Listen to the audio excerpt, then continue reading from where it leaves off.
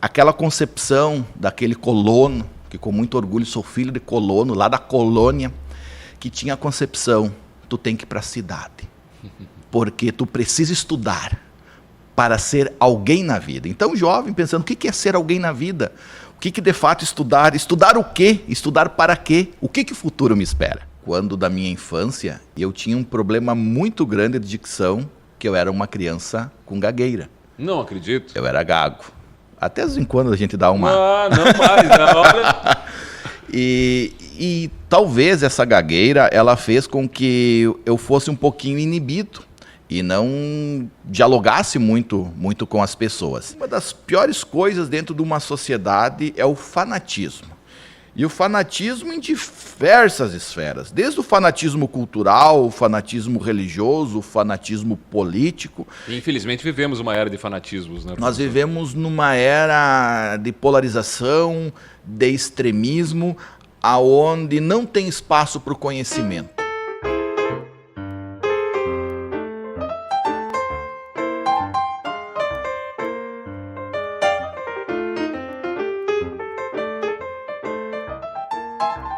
Olá, seja bem-vindo, bem-vinda. Estamos iniciando mais um encontro casual aqui na Unijuí FM. Antes de apresentar o nosso convidado, eu vou pedir para você compartilhar esse vídeo, se inscrever em nosso canal e levar mais longe histórias como a que a gente vai contar a partir de agora, dele que é educador, é professor, é historiador e está conosco hoje, professor José Augusto Fiorin. Seja bem-vindo, tudo bem, professor?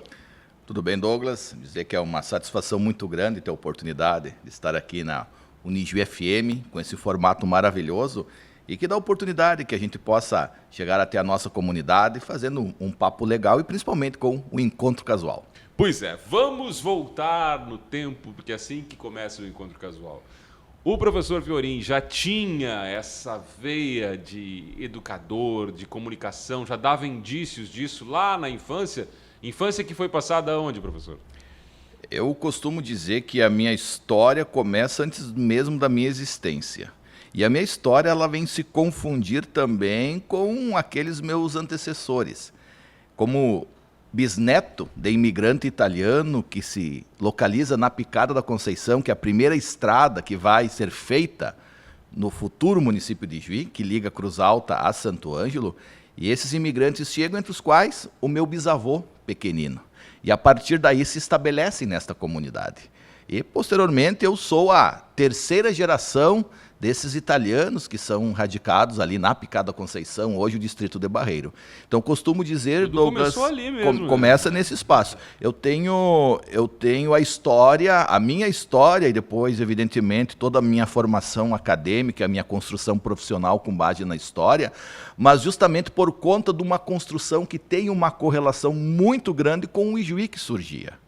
Qual era aquele Ijuí? Aquele Ijuí dos meus antecessores, e assim é a história de muitas famílias que estão aqui radicadas, eles vêm com a promessa de terra fácil, a promessa da abundância. Mas quando chegam aqui, acabam encontrando a mata. Aí é desmatar para sobreviver.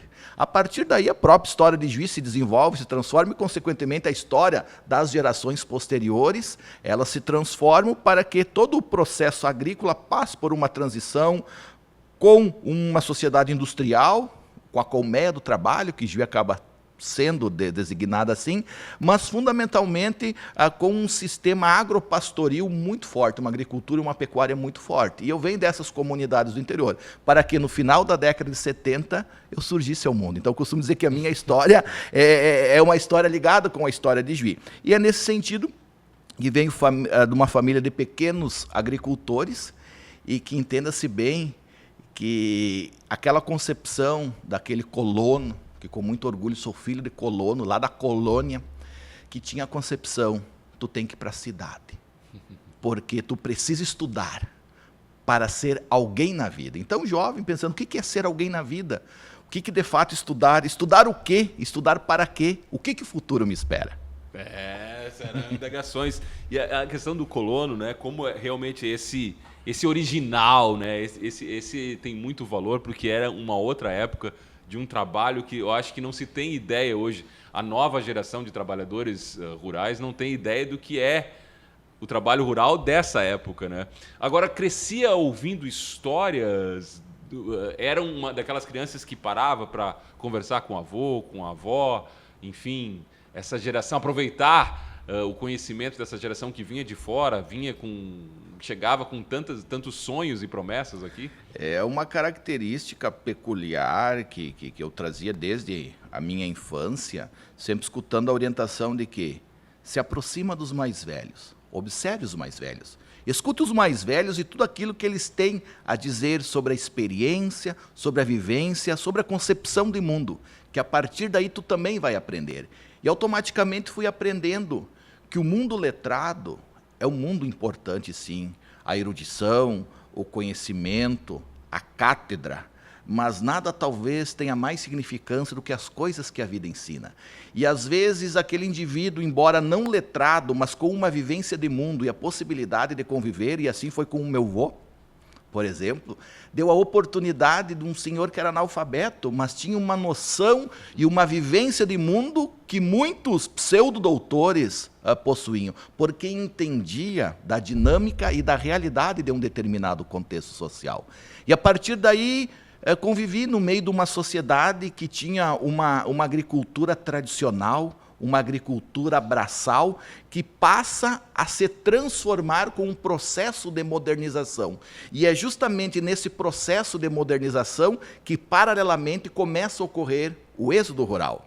E com essa vinda desses colonos que já não têm mais espaço no meio rural, é que eu venho para a cidade, justamente para buscar o quê? Melhores condições de vida. E a partir daí começa a fazer a educação básica, estudando em escola pública, começa lá, em meados da década de 1990, chegar no universo da universidade e a partir daí sim, ser apresentado para o mundo das letras e entender a significância que isso possui na construção da identidade do ser humano. Agora, professor, o quanto essa convivência, esse ouvir histórias, essa família próxima, né, e participativa no seu processo de educação foi decisivo para a escolha profissional, né, a escolha que viria na sequência? A minha história é uma história muito interessante no sentido em que eu sou oriundo de movimentos culturais. Justamente movimentos culturais, um movimento cultural que vem para o núcleo urbano para representar uma vivência de campo, que é o movimento tradicionalista.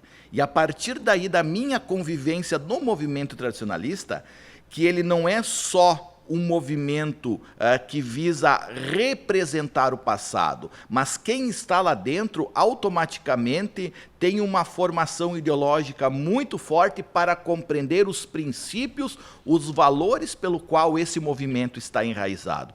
Então tive esta felicidade de participar de um movimento cultural, que é o movimento tradicionalista, que indiretamente ou inconscientemente, ele me canaliza para, em meados da década de 90, fazer parte, ter a oportunidade de fazer parte de um curso superior e cursar História na Unijuí.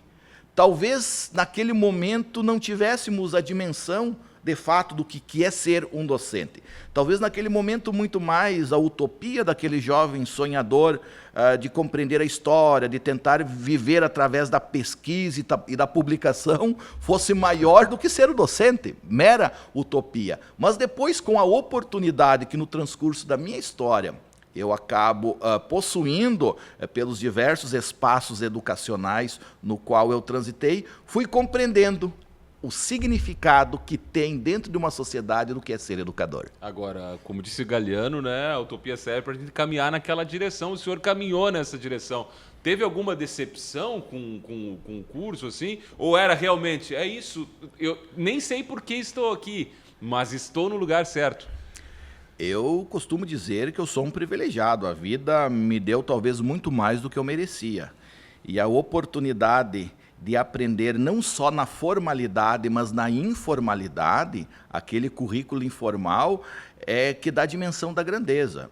Eu tive a oportunidade de ter, dentro da universidade, mestres renomados, começando por Dinarte Belato, Danilo Lazarotto, Jaime Calai, Ana Collin, Ivo Canabarro.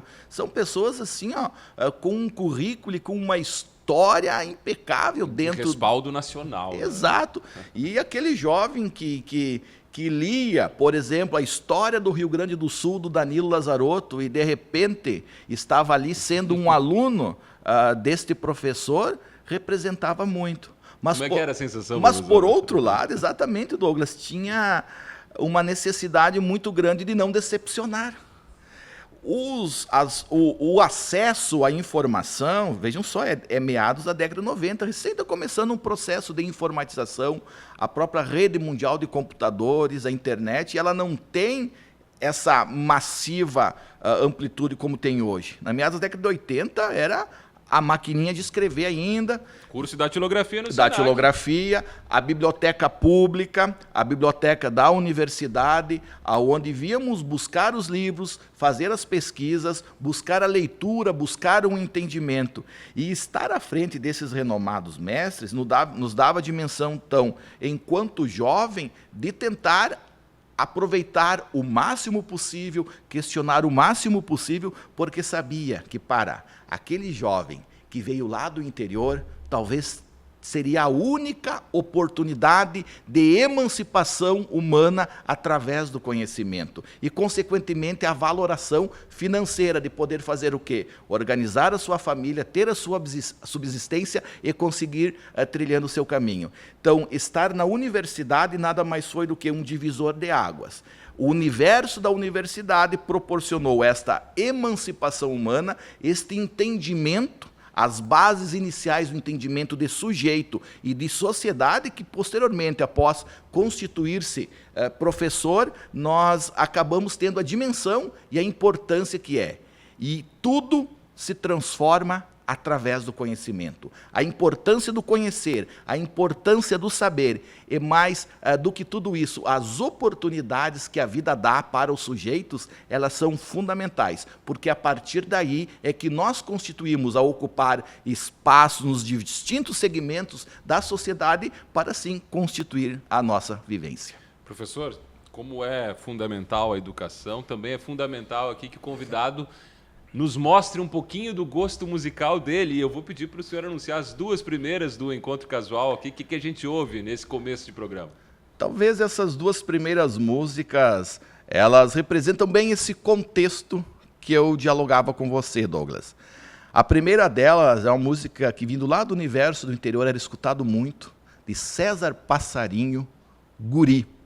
Para muitos, o melhor cantor, intérprete de festivais da história. E a mensagem que o guri traz representa aquele guri que eu fui, lá no interior, com aqueles sonhos das roupas velhas do pai, né, tentando buscar o seu espaço e compreendendo o que era o universo de um adolescente buscando maiores aspirações. E a outra canção é uma canção instrumental que, na minha concepção, talvez seja uma das melodias mais lindas já construída pelo homem, que é um tango de Carlos Gardel, Por Una Cabeça. Então, essas duas músicas eu gostaria que rodasse nesse primeiro bloco. É o nosso convidado, o educador, professor José Augusto Fiorin, que está conosco neste Encontro Casual, que, claro, segue depois das duas primeiras. Para você que está no YouTube nos acompanhando, segue a conversa aqui com o nosso convidado. Professor, vamos falar um pouquinho dessa sua relação com o tradicionalismo, com a música gaúcha, com a cultura, que até a gente estava falando fora do ar de uma história com a Mercedes Sosa. Desde pequeno acompanha isso também? É pela família? Como é que o senhor adentra esse universo? É interessante fazer esse diálogo. Como eu sou um jovem que eu venho do interior, eu tinha muita timidez quando da minha infância, eu tinha um problema muito grande de dicção, que eu era uma criança com gagueira. Não acredito. Eu era gago. Até de vez em quando a gente dá uma... Ah, não mais, né? Olha... E talvez essa gagueira, ela fez com que eu fosse um pouquinho inibido e não dialogasse muito com as pessoas. E a participação dentro das entidades tradicionalistas, no momento que eu chego ao movimento tradicionalista, foi fundamental para a minha emancipação enquanto sujeito. Com que idade, professor, mais ou menos? Isso na adolescência, a partir dos 12, 13 anos de idade. Comecei no mundo do verso, com a declamação, comecei no mundo do repentismo, Comecei a participar a partir dos 13, 14 anos em festivais de trova. Com 16 para 17 anos, fui vice-campeão do Rio Grande do Sul em trova, campeão do Rodeio Internacional de Passo Fundo. Então, teve um período da minha vivência ali que tive uma série de premiações em trova, declamação, por todo o Rio Grande do Sul. Então, mas mais do que a arte, a expressão artística do repentismo, que é uma arte rara por conta da velocidade de raciocínio. Cada vez mais rara, inclusive. Que tem que ter um raciocínio muito rápido para constituir o verso, que para quem estava assistindo, batendo palma do universo dentro de uma cultura tradicional é maravilhoso. Mas para aquele jovem que era gago, que era inibido, subir ao palco e às vezes fazer um repentismo com um tema, às vezes, que é sorteado na hora nos festivais, para um universo de 300, 400 pessoas, tenha sido talvez um dos maiores desafios da vida. Então, o que isto representa para um jovem? No momento em que eu era aluno de ensino médio, foi quando comecei também nesse meio, já no final do fundamental para início de ensino médio, começava neste universo, e subir aos palcos representando uma cultura tradicional que, para quem olha como cultura, é uma expressão artística de relevância. Mas para o universo, uma criança que tem um problema fonético e, ao mesmo tempo, um problema de inibição, é algo gigantesco. Isso faz o quê? Dá oportunidade para que eu continue no movimento tradicionalista gaúcho e, a partir daí, também comece a estudar a história do Rio Grande e compreender que aqueles princípios, aqueles valores e aquela simbologia que ali estavam representadas é por conta de uma história. E é quando as histórias se fundem. Quando aquele jovem tradicionalista, com toda a paixão pelo movimento cultural, entra no universo da universidade, fazendo um curso de história para depois se tornar um educador. Tudo é uma questão cíclica, são elos que estão totalmente interligados, porque o sujeito ele é único, mas porém são distintas fases desta vida que vai fazer com que as acepções, as concepções e o interesse seja algo específico. Então, o movimento tradicionalista foi algo essencial, fundamental. Mudou a sua vida. Ele mudou a minha vida e muda a vida de muitos jovens, até mesmo nos dias de hoje, porque eu costumo dizer que aquele jovem que comunga desses ideais de um movimento, quando chega na idade adulta, certamente ele vai ser um jovem diferente, porque ele vai ter concepções e valores que, com todo respeito, mas outras sociedades não proporcionam a isso. E em Ijuí, paralelo ao movimento tradicionalista, nós também temos um movimento étnico, que é um movimento que também faz toda a diferença. Faz muita diferença na vida dos jovens que ali participam, na vida das famílias que se doam como voluntariado também para desenvolver. Eu costumo dizer que o movimento tradicionalista e o movimento étnico são movimentos paralelos com a mesma fundamentação teórica, com esse viés cultural. E dão um propósito, né, professor? Esses jovens, crianças, enfim, né? E principalmente, Douglas, hoje, numa sociedade como a nossa, que vive uma pós-modernidade, com essa velocidade na comunicação, na informação, nós precisamos de referenciais. E esses referenciais talvez são esses movimentos culturais que eles possam nos proporcionar.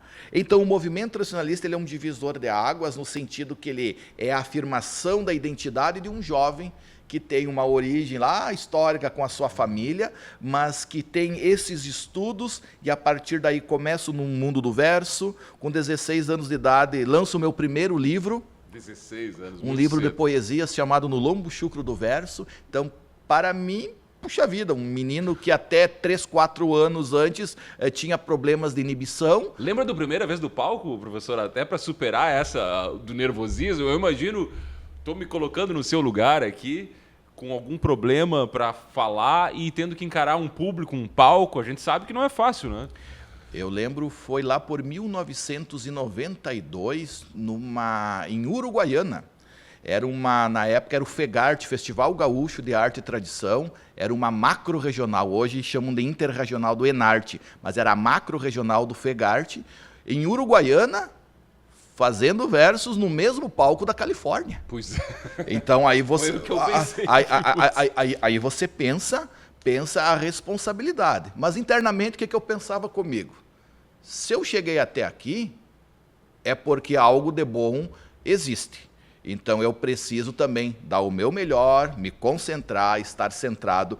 E eu tinha um ganho, principalmente em relação àqueles competidores, os oponentes, que geralmente é um meio festivo, gostavam de tomar um trago, né, e tudo mais, e eu era um menino que eu não tomava nada. Então a habilidade na rima, nos versos, vinha mais rápido. E também sempre fui muito leitor. O vocabulário, o conhecimento com palavras, eles tinham uma envergadura maior em relação aos demais. Isso foi acabando me dando uma consistência maior e em um determinado período vivi nesse mundo do verso, algumas coisas escritas circularam e faz com que a gente tenha a felicidade de ter participado deste momento, contribuído desta forma e por compreender o que um tradicionalismo possa representar na vida de um sujeito social. E coisas que seguem até hoje, né? O professor Fiorin segue escrevendo, segue compondo, segue nativa nessa área, né? Nunca parou, né? Não, exatamente. Eu retornei aos palcos quando fiquei 28 anos sem participar em festivais. Como isso aconteceu? Só me explique, professor. Precisava fazer a minha formação acadêmica, minha formação intelectual, ter o meu trabalho, dar consistência e subsistência à minha família. Tinha tudo isso planejado. Após tudo isso organizado, eu voltarei. Quando que eu volto? Quando eu acabo tendo os meus filhos. Por quê? Eu quero legar a vivência que eu tive a oportunidade dentro das entidades tradicionalistas para que meus filhos também possam ter. E também que eles possam enxergar o pai como uma referência positiva dentro desse espaço cultural. Por exemplo, na noite de ontem, estava dando uma palestra numa entidade tradicionalista aqui de Juiz. Sempre quando nós somos chamados, nós vamos. Por exemplo, ano passado, em Juiz sediou, pela terceira vez na história, um congresso tradicionalista. E tive a honra de ser convidado para fazer a palestra de abertura desse congresso tradicionalista. Que mostra o quê? Mostra o respeito e a consideração que nós temos para com este movimento cultural, que tem um significado, que tem uma valorização. E sempre que os jovens, os peões, as prendas, os patrões das entidades, eles nos chamam, sempre estou disponível para que esteja com eles, para que leve a palavra, que fale um pouquinho de cultura. Porque eu costumo dizer, o CTG, ou a entidade tradicionalista, ele é um movimento social, ele é um movimento tanto quanto outros movimentos, outras entidades, outras sociedades. Mas, porém, o que difere o CTG é o caráter cultural e histórico, é a simbologia que está ali e os valores que são representados dentro desse espaço, que é o artístico, que é o cultural, que é o campeiro.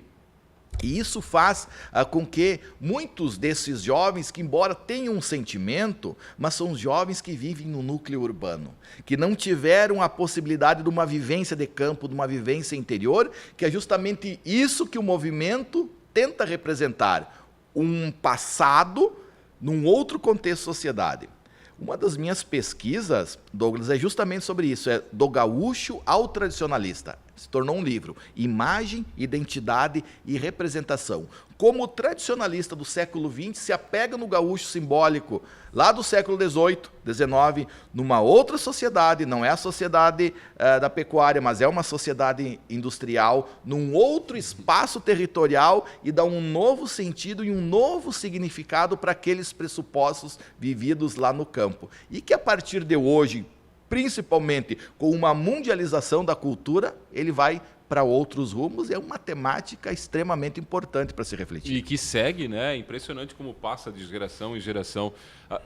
Para a gente terminar esse bloco aqui, eu queria tratar de dois assuntos. Primeiro, como é que foi essa abstinência de palcos, dessa vivência maior no tradicionalismo, e por que, e aí eu estou emitindo aqui uma opinião, parece que não se dá o mesmo valor que aquele jovem Fiorin olhava o movimento. Hoje é claro que tem as novas gerações seguindo, felizmente tem, mas parece que mesmo os que estão seguindo não dão toda essa ênfase esse orgulho que a gente transparece até hoje no seu olhar aqui quando fala de tradicionalismo?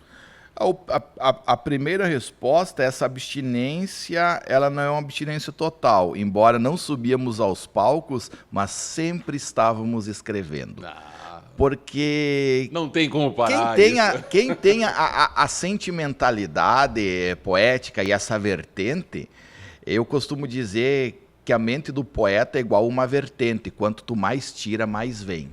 Então, conforme você vai escrevendo, as ideias vêm fluindo, e é algo, para quem escreve, essencial para a existência. Para um poeta, parar de escrever é mesmo que a morte. E no sentido, hoje, a tua segunda pergunta, como que enxerga-se hoje esses jovens? Hoje a nossa sociedade ela tem muitos atrativos externos, muitos atrativos que têm acesso fácil, que têm a banalização, em muitos casos um estereótipo que na essência não é aquilo que representa. E, na verdade, eu costumo dizer que quanto mais a sociedade mundializa a cultura, está aí a predominância do inglês como língua mundial, o WWW, né, eu costumo dizer o American Way of Life, mas quanto mais tenta-se mundializar a cultura, a contramão dessa lógica, as identidades locais, elas acabam se fortalecendo. E o maior exemplo que nós temos é em Ijuí, chamado movimento étnico. Verdade. Por mais tenta-se globalizar e tentar compreender as diferentes fontes culturais, sejam étnicas e de outros pressupostos, mais a identidade local ela vem forte. Por que ela vem forte? Pela necessidade de compreender quem nós somos. E aí entra um conceito muito forte, que é o conceito de pertencimento. Afinal de contas, nesse mundo globalizado, quem sou eu e eu pertenço ao quê? Então fica muito complexo de nós definirmos quem nós somos, principalmente por conta dessa multiculturalidade que há dentro da nossa sociedade. Mas nós, ijuiense, nós que vivemos nesta região, ainda nós somos felizes, porque nós temos essa noção, essa clarividência daquilo que nós somos e aonde nós estamos enraizados. Professor Fiorin, eu tenho feito nessa temporada aqui do Encontro Casual, resgatando temporadas anteriores, pedido a cada convidado que indique um livro. No seu caso é fácil, porque um historiador, um educador, uma dica de leitura, porque vivemos também um momento em que a leitura é fundamental e ela está sendo um pouco deixada de lado, especialmente por jovens, o que é um grande problema para a sociedade. Então, antes de eu pedir as músicas que a gente vai ouvir, vou perguntar um livro que o senhor indique, seja um que está lendo agora, um que marcou a sua vida, o que o senhor considere fundamental para que quem está nos ouvindo também tenha essa oportunidade de ler. São distintas possibilidades que daria para indicar aqui. Mas talvez para um determinado público, um público mais jovem, tem um livro que vale a pena o jovem ler, que é do Jostein Gaarder, O Mundo de Sofia. Ele dá uma introdução muito básica sobre o pensamento ocidental, sobre a filosofia, dentro de um romance muito bem escrito, muito bem elaborado. Mas tem um livro que eu gosto muito também, se tu me permite, eu quero indicar dois já. Que eu fui, vou abrir essa exceção. Eu fui por um período leitor de Nietzsche, Assim Falava Zaratustra. Eu acho que este é um livro, assim, ele é complexo, ele é profundo, ele tem um enunciado amplo, é uma leitura abrangente, que talvez seja a necessidade hoje que a humanidade tenha, de subir as montanhas para poder enxergar o que é o sujeito social. Do mesmo autor do Mundo de Sofia, tem também A Garota das Laranjas, que é muito bom, vale muito a pena. Ótimas dicas, professor. Agora sim, o que a gente ouve de música nesse segundo bloco? São duas músicas que representam um pouquinho desse momento que nós falamos, esse momento em que fui educador, que o tradicionalismo teve a emergência e abrangência, que são músicas que eu usava nas minhas aulas. A primeira delas é um clássico do Leopoldo Racier, chamado Sabe Moço, que em mil peleias, em lutas brutas e feias, desde o começo até o fim, e o que restou assim, no peito em vez de medalhas, cicatrizes de batalhas, foi o que restou para mim. Leopoldo Racier com Sabe Moço. E uma outra canção que eu também trabalhei muito nas minhas aulas é que traz uma representação da geografia. O nome da música, gravada pelo Joca Martins, que ganhou um canto de Martim Fierro lá em Santana do Livramento, chamado Pampa.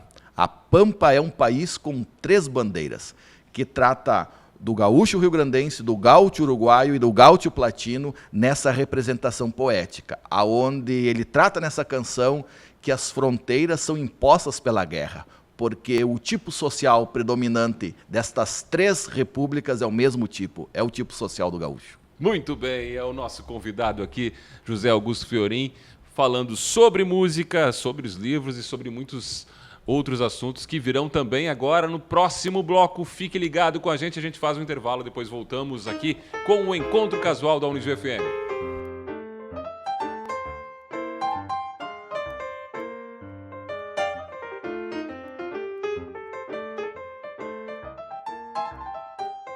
Nós estamos de volta com o bloco final do Encontro Casual, recebendo hoje o educador, historiador e professor José Augusto Fiorin. Professor, vamos falar de história. Quero falar com o historiador hoje.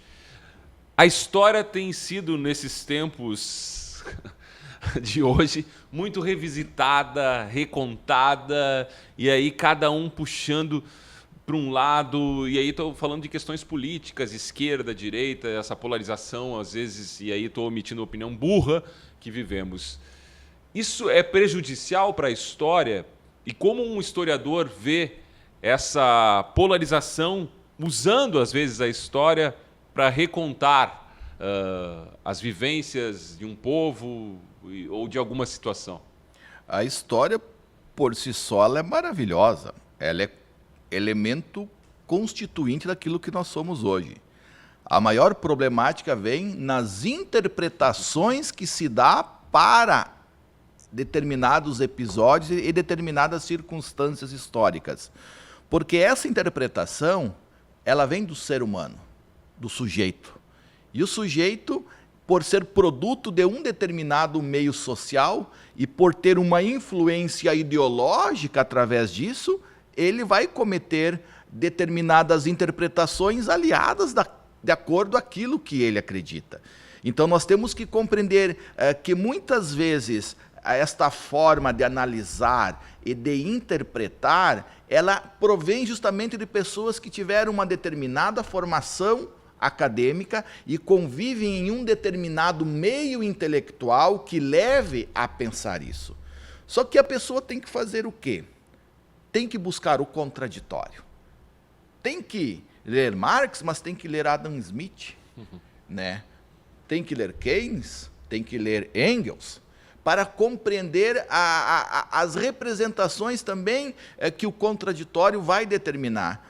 Porque uma das piores coisas dentro de uma sociedade é o fanatismo. E o fanatismo em diversas esferas, desde o fanatismo cultural, o fanatismo religioso, o fanatismo político. E, infelizmente, vivemos uma era de fanatismos, né? Nós vivemos numa era de polarização, de extremismo, aonde não tem espaço para o conhecimento. Uma era aonde a ignorância, as fake news todos os outros aparatos, eles acabam se disseminando de uma forma muito rápida. E eu costumo dizer, em era de democratização do conhecimento, que existe muita opinião e pouco conhecimento. Se você pegar as redes sociais, é opinião para tudo e para todos. Mas, geralmente, aquele sujeito nunca leu 1 ou 2 bibliografias na vida que fundamentasse para ter a opinião sobre aquele determinado tema. Então, assim, às vezes é fundamental com que esses sujeitos que têm essa necessidade de dialogar sobre as problemáticas sociais, que eles possam entender também um pouquinho sobre o que é uma sociedade, quais são os sujeitos sociais, como se comportam as estratificações sociais, como se comportaram os comportamentos sociais no transcurso da história da humanidade, ou um determinado recorte, para depois sim, a partir desses pressupostos, dessas premissas iniciais, ele poder determinar ou dialogar com alguma outra pessoa. Infelizmente, nós vivemos numa era em que a informação ela vem fácil, mas a produção do conhecimento ela é muito complexa. E a sociedade como um todo ela tem uma grande dificuldade de filtrar o que é informação e como se produz o conhecimento de fato. E tem gente que tem 2 informações sobre um fato histórico e quer opinar como se fosse um especialista. Um grande problema. Agora, professor, vamos falar de coisas boas também, né? O senhor tem experiência aqui na educação, trabalha na educação do município, tem experiência na área cultural, também já trabalhou e trabalha na área cultural do município. Como é que vê Ijuí nessa era que está cada vez se expandindo mais, o município torna-se maior, não só em população, mas um crescimento também notório em todo o estado, olhando para Ijuí, novas entidades chegam para cá.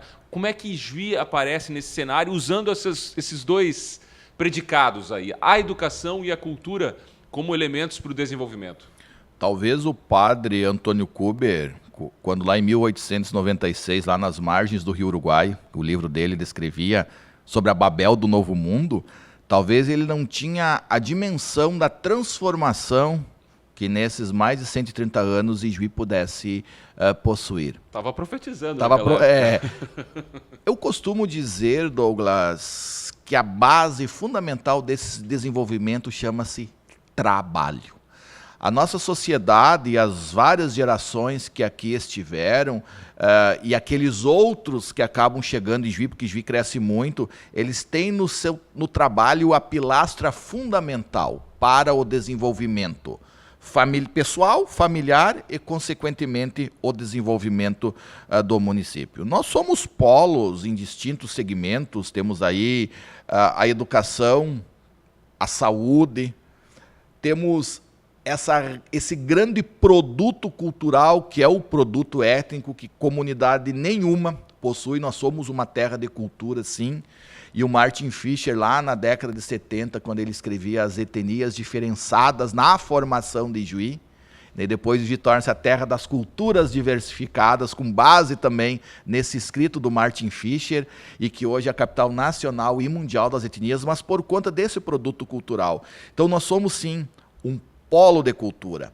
Mas a cultura ela tem que ser considerada como o conjunto de elementos que compõem a sociedade. A cultura, por si só, ela traz aspectos materiais e imateriais. E é justamente nesse sentido que cabe às instituições que promovem a cultura, que promovem a educação, fazer com que cada vez mais se entendam e se compreendam da importância que a cultura possui para o munícipe.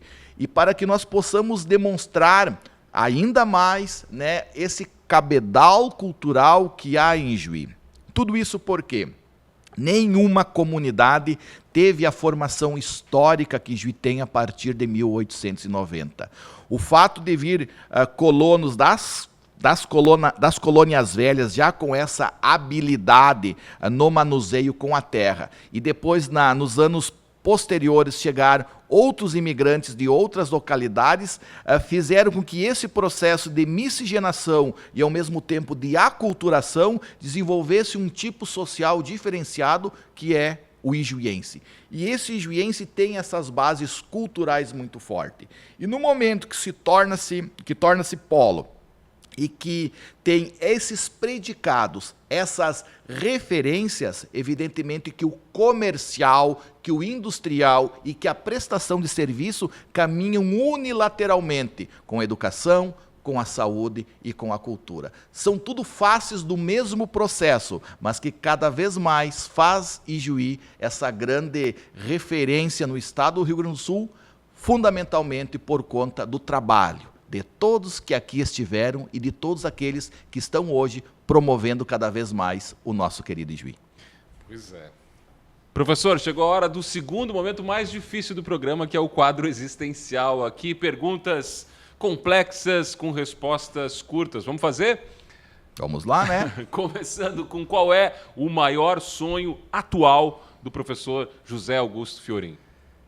É ver o sucesso dos meus filhos. A coisa mais bonita que o professor José Augusto Fiorin já viveu? O reconhecimento. a coisa mais triste que o professor José Augusto Fiorin já viveu? A perda. O que é a morte para o professor José Augusto Fiorin? Uma transição. E para finalizar, o que é a vida para o professor José Augusto Fiorin? A vida é a oportunidade em que cada sujeito tem em realizar, fazer e transformar.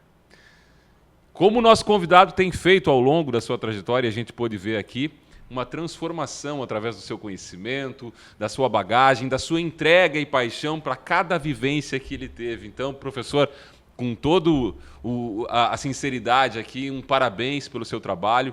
Muito obrigado por contar um pouquinho só dessa história, que daria uns 10 programas, mais ou menos. Tem livros para a gente falar, mas a gente registrou um pouquinho desse trabalho aqui, que é tão importante para toda a nossa cidade e tem dado tanto. Então, parabéns pelo seu trabalho, que continue fazendo isso, para histórias como a sua, as suas trajetórias, são o que fazem Ijuí crescer cada vez mais e se tornar referência em vários aspectos. Então, parabéns pelo trabalho. Dito isso, eu ainda quero lhe pedir para anunciar as 2 últimas músicas do programa. Primeiro, obrigado pela oportunidade de contar um pouco da nossa vivência, de nossa história, que é uma história inspirada em muitos e que, com base na minha história, também muitos possam se inspirar, que assim segue o ciclo da vida. 2 canções que eu gostaria de deixar. A primeira dela é de 2024. A primeira delas é uma canção do mês de maio de 2024, quando fomos assolados com o maior evento climático catastrófico que assolou o Rio Grande, que foram as enchentes, que tive a honra de escrever uma letra chamada Motivos para Seguir, interpretada pelo Vinícius Bala, o grande irmão de arte, e musicada pelo Bala e pelo Nando Soares, que retrata um pouquinho da dor em que estávamos vivendo naquele momento e falando da necessidade que nós tínhamos de nos darmos as mãos e de reerguer-se, porque aquele evento nada mais foi do que mais uma das batalhas que o povo gaúcho estava enfrentando no decorrer de sua história. E a segunda canção é uma canção que me tocou particularmente a alma, pela sentimentalidade poética, que foi a canção vencedora da 13ª edição do Canto de Luz, A Luz da Casa, da Taine Schertet, interpretado por ela, e a letra de um grande amigo, que é o Paulo Roberto Costa. A Luz da Casa, ele me contava, foi uma letra que ele escreveu para sua mãe, que está com Alzheimer, que foi uma professora, que criou 5 filhos, e que aos pouquinhos aquela luz está apagando. E através da sua vivência ele transformou em verso e a Taine fez uma interpretação antológica nos palcos do Canto de Luz. Muito bem, canção inesquecível realmente. Estivemos lá para comprovar isso. Ficamos por aqui no Encontro Casual. Até o próximo programa. Professor, mais uma vez, muito obrigado por ter estado conosco aqui nesse final de semana. Final de semana que vem, a gente recebe outro convidada aqui no Encontro Casual da Unijuí FM. Até lá!